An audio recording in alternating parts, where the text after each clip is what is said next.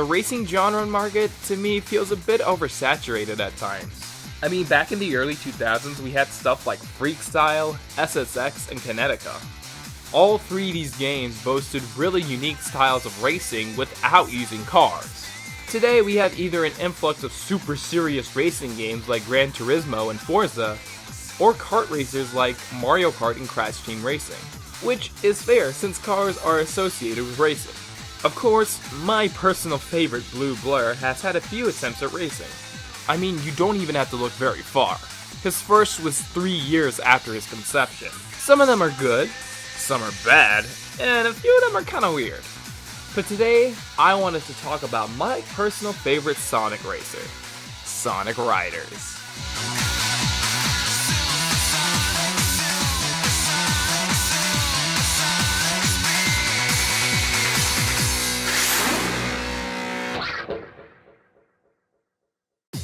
Sonic Riders is a racing game by Sonic Team that came out in 2006, starring the characters that we know and love, racing on hoverboards.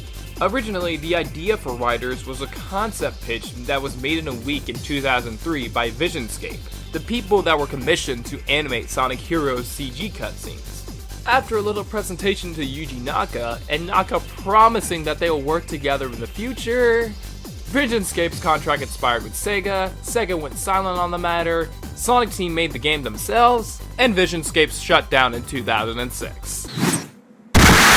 But this game came out 13 years ago, and in my opinion, there has never been a deeper and more technical racing game to top it that rewards knowledge of the game and its mechanics. Unfortunately, upon release, maybe some people saw it, but a lot of critics definitely didn't, and the reception to it was mediocre. But even to this day, players still struggle on how to play this game. And heck, you don't even have to look very far. No offense, but I wouldn't be surprised if maybe one of those videos showed up in your suggestion box right next to this video. And I can't really blame them. The game is horrible at explaining itself. There is no tutorial, no tips in the menu, just a dinky training video that you can find in the extras menu. And this video is so bad. It's incredibly vague, barely explains how the new mechanics works, and just sucks. And it's a good thing I'm here, because I can teach you how to be a master of extreme gear. Now let's take this step by step, starting at the beginning of the race. First off, unlike other racers where you press A right as the timer hits 0, you have to run past the start line right after the countdown reaches 0. If you hit it too early, you will be shocked. You can use the green laser line to guide you to get to that unbelievable start. This does not mean you have to rate right at the edge of the start line. You want to pass at your top running speed right as the counter reaches 0. Doing anything less than that won't grant you that much speed, but doing it right gets you started at supersonic speed. Next, let's talk about air. On the bottom right corner of the screen, you will see your air meter. Now, extreme gear runs on air. Yeah, don't look too much into that. Always pay attention to how much air your board consumes. As you automatically move forward, it will constantly decrease. To regain air, you can either stop at one of the numerous pit stops, or preferably perform tricks on ramps. To jump off ramps correctly, hold down the A button to charge your jump, and release right at the edge of the ramp. Depending on what direction you hold the analog stick, it will determine what kind of jump you will perform. Hold the stick up to do a long jump, and down for a high jump. During your air time, use the stick to perform tricks. You are ranked and given air by how many tricks you perform and your landing. There are many more ways to regain air, like context-sensitive stage events or shortcuts depending on your selected character. Now there's a total of 16 characters to play as. 7 of them are available at the start, and the rest you have to unlock. Each one has different steps and are separated by 3 different categories: speed, flight, and power. The most notable distinction is the mentioned ability. Each shortcut has a specially marked TV so you can find your way around them. Now, speed characters can grind on rails, jump and press the jump button again to land and grind on the rail. Depending on the stage, you can also jump off the rail and jump to another by doing the same thing. Fly characters have air ride. find a specially marked ramp to start flight and use the analog stick to steer into the air rings. During flight, you have airplane controls, so it's up to go down and down to go up. Depending on the level, some might be a bit tricky and ask you to launch off a side ramp to reach it, so always take note of that. Now, power characters have the simplest ability. You steer into a designated area and knock down multiple obstacles automatically. Each link of these will get you more air. If you aren't in the lead, you can use these shortcuts to get ahead more, or ride an opponent's turbulence to catch up to them. Turbulences are temporary wind ramps made by other players. You can perform tricks on these to gain speed to pass the player who made it. Your position matters in where you can get speed. If you are a beginner, use this turbulence to help catch up. Since these are made by rival players, you want to be careful as that might lead you into a wall or be cancelled out by a tornado. This usually doesn't happen with computer players, but against other humans if they know what they're doing.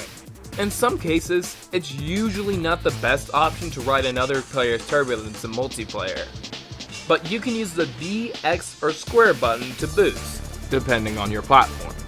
This will consume some air, but gives you a great boost to speed.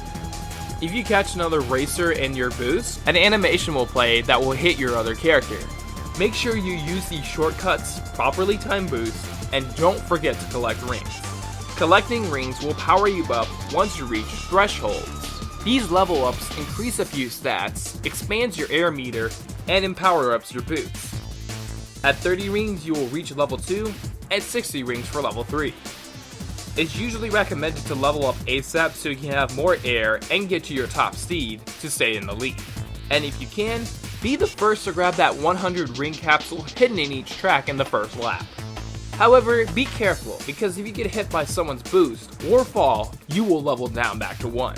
But if you're the one delivering the damage to another player at level 3, you've basically ended that man's whole career. And with that, I have covered the core basics with a few of my tips added for extra measure. It sounds like a mouthful, but hands-on experience is the best way to get a feel for this game. And it helps that the game itself is a joy to play.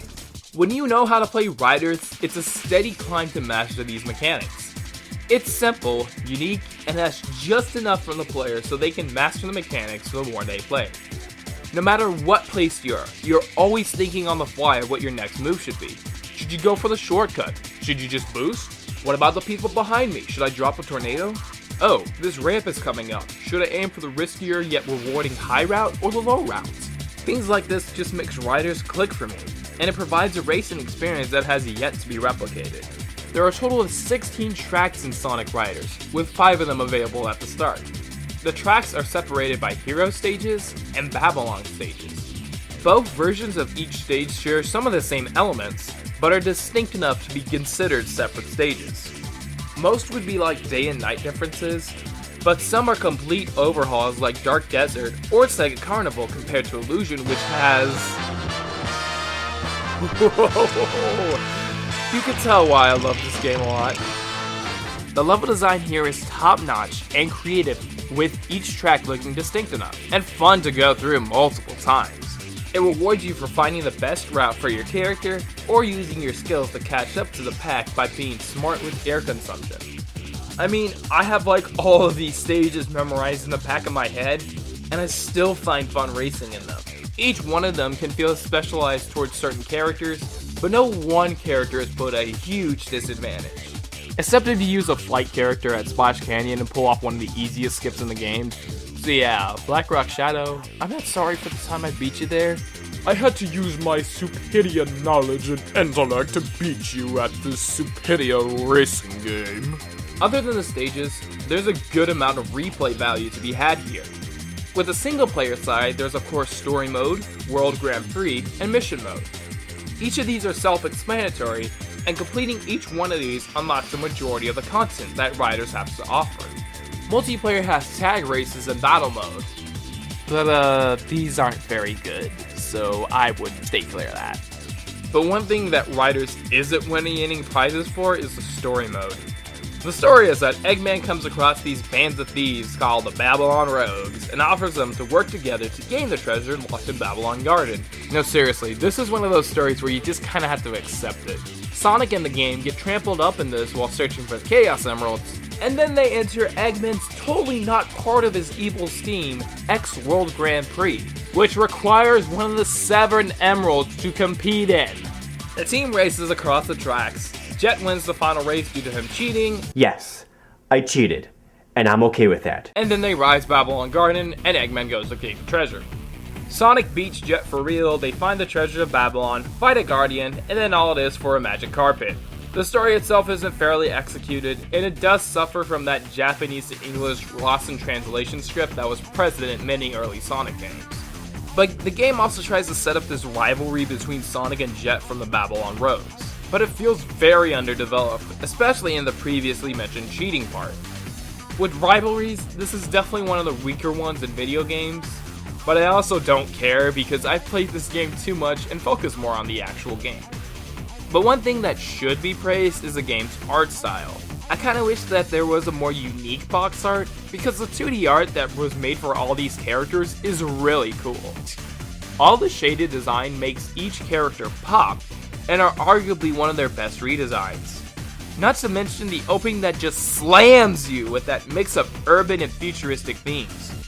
It was animated by Production IG, mostly known for their work on Ghost in the Shell standalone complex. And I really wish Sega would commission more companies with these types of openings, because it was an exquisite choice that really helped it stand out. Also, if you haven't been listening to this banger of a soundtrack, you're really missing out. Each track has a similar beat and futuristic tone to it, and it nails the atmospheric feel for each stage. You start off by speeding through the cyberpunk metropolitan city of Metal City.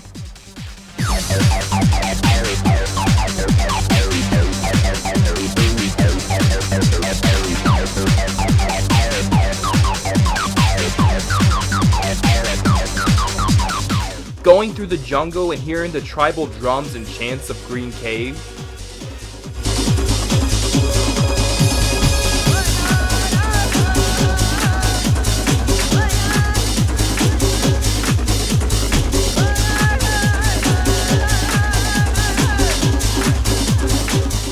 And for the finale, finally racing in the arid Egyptian desert of sand ruins.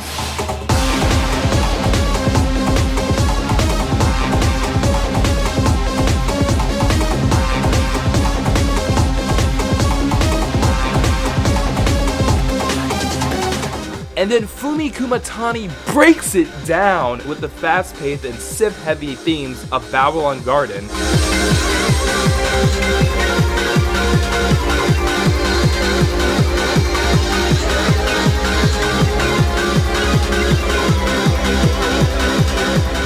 And Digital Dimension.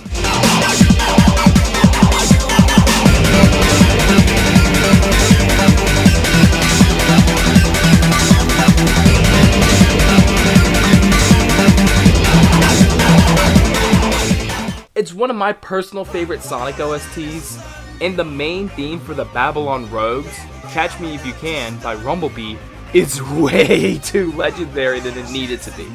They killed it with this track.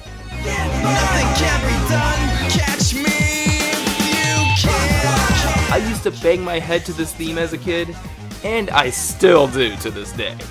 If you ever get the chance to get this game, it's worth adding to the collection. Honestly, when it comes to racers, to really interest me, you have to bring something new to the table.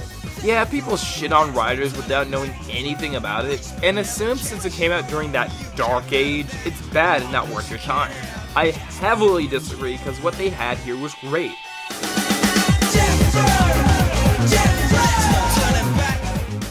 But just like a lot of points in the franchise, Sonic Team tried to appeal to a more broader audience in future titles.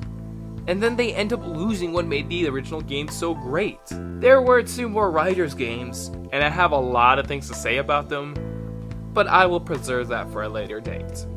But I will say that even if the time is gone for the Riders series, if the newest Sonic Racer can impress me, then I feel content that the racing genre can still experiment with the blue blur.